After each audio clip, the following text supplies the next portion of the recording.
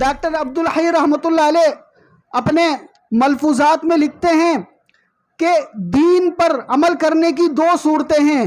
ایک تو یہ ہے کہ اتباع سنت کی نیت سے دین پر عمل کرنا، یہ حقیقتاً صحیح معنوں میں دین پر عمل کرنا ہے، اور ایک ہے اپنے شوق کے مطابق دین پر عمل کرنا، یہ دین نہیں ہے. اس کی مثال یہ دیتے ہیں کہ ایک شخص کئی سالوں سے نماز فجر با جماعت پہلی صف میں ادا کرتا ہے اور اس کی تکبیر اولیٰ بھی فوت نہیں ہوئی، لیکن اچانک اس کی والدہ بیمار ہو جاتی ہے اور وہ اٹھ کر بیت الخلا تک بھی نہیں جا سکتی، اور وہ اٹھ کر پانی بھی نہیں پی سکتی.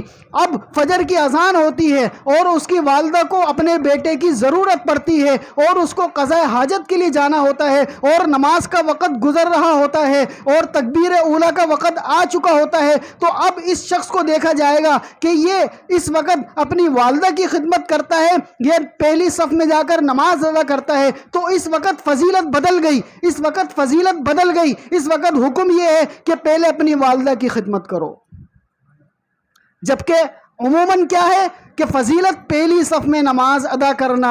لیکن جس وقت آپ کی والدہ یا والد بیمار ہوں اور ان کو آپ کی ضرورت ہو اور وہ اتنے زیادہ محتاج ہوں کہ اگر آپ ان کے پاس نہ ہوں تو وہ تکلیف میں آ جائیں گے اور وہ دکھ میں آ جائیں گے، تو اس وقت اس نماز کو پہلی صف میں ادا کرنا یہ زیادہ فضیلت نہیں ہے بنسبت اس کے کہ اپنے والد کی خدمت کرو، اپنی والدہ کی خدمت کرو. کیونکہ ایک ہے شوق اور ایک ہے اتباع سنت. اس وقت اتباع سنت یہ ہے کہ آپ اپنے والدین کے پاس رہو اور گھر میں اکیلے نماز ادا کرو. تو میرے محترم دوستو، یہ دین بہت پیارا ہے، یہ اسلام میں بڑی آسانیاں ہیں، ان کو ہمیں سمجھنے کی ضرورت ہے.